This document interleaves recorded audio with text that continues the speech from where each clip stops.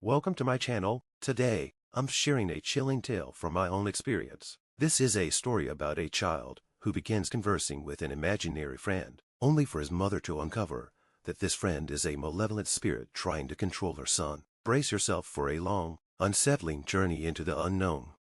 It all began on a bright, sunny morning. My young son, Tommy, had always been a cheerful child with a vivid imagination. When he started talking about a new friend he had made, I was delighted. His excitement was palpable, and his little face lit up whenever he mentioned this friend. However, as days went by, I began to notice subtle changes in Tommy's behavior. He became increasingly withdrawn and irritable, and his once bright eyes seemed shadowed with an unsettling intensity.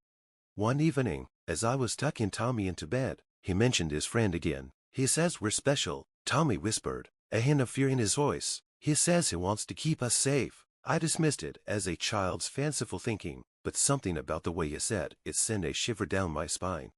Over the next few weeks, Tommy's behavior grew more erratic. He started having nightmares, waking up in tears, claiming that his friend was trying to hurt him. Despite my attempts to comfort him, the nightmares persisted. I tried to ignore the growing unease I felt, attributing it to the stress of everyday life.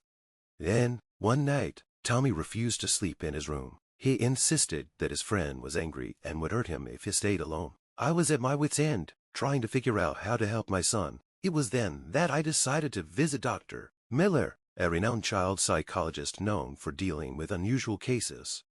Dr. Miller listened patiently as I recounted Tommy's experiences. She asked me many questions and then suggested something that left me cold. Sometimes, children who have imaginary friends are experiencing something more than just imagination. She said it could be a manifestation of something else entirely.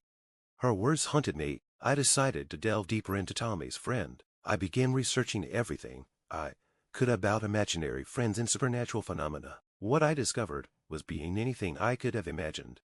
Late one night, as I was going through old journals and books about folklore and spirits, I stumbled upon a chilling account of a malevolent spirit that preyed on children through their imaginary friends. The description matched everything Tommy had been experiencing.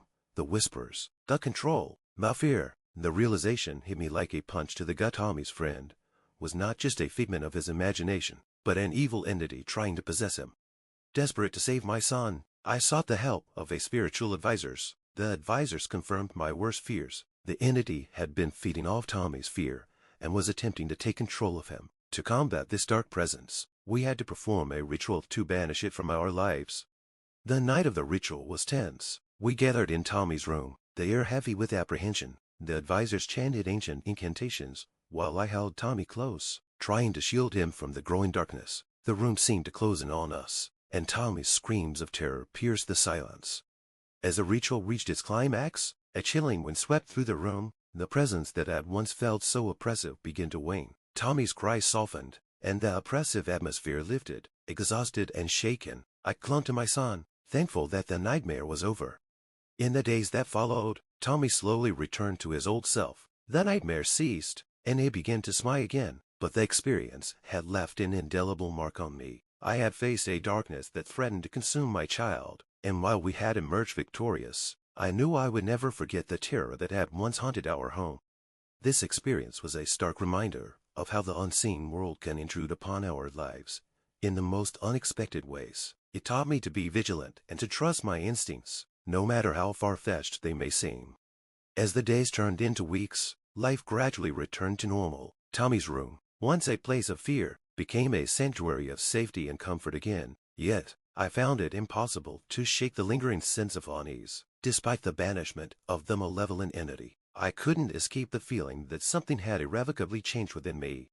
One evening, as I was organizing Tommy's toys, I came across an old, dusty box tucked away in the attic. Inside, I found several of Tommy's old drawings, including some that depicted his imaginary friend. My heart skipped a beat as I examined the drawing. Something was off. The sketches, once whimsical and innocent, now seemed to carry a dark, unsettling quality. The friend was depicted with hollow eyes and a sinister grin, far different from the friendly face Tommy had described. Determined to find answers, I revisited Dr. Miller. I showed her the drawings and recounted the lingering doubts that gnawed at me. Her expression grew serious as she examined the sketches. These drawings suggest that the entity was not just a figment of Tommy's imagination, but a powerful force with its own dark intent. She said, "It might be wise to ensure that the spirit has truly been expelled."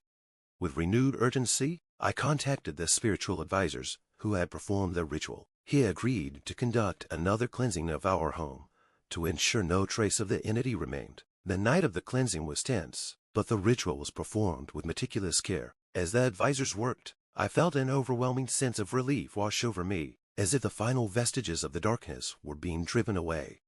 In the aftermath, I took extra measures to protect our home. I researched and implemented various protective rituals and spiritual safeguards. Tommy's room was blessed, and I made sure to monitor any signs of lingering unease. Though the entity's influence seemed to be gone, I remained vigilant, knowing that such dark forces could resurface if not properly addressed. Months passed, and while the shadow of the past never entirely faded, Tommy's life slowly returned to normal. He thrived at school, made new friends, and even started drawing cheerful, colorful pictures again. It was as if the darkness had been completely erased from his life. However, I couldn't help but remain wary, always watching for any signs of the sinister presence that had once tried to take my son from me.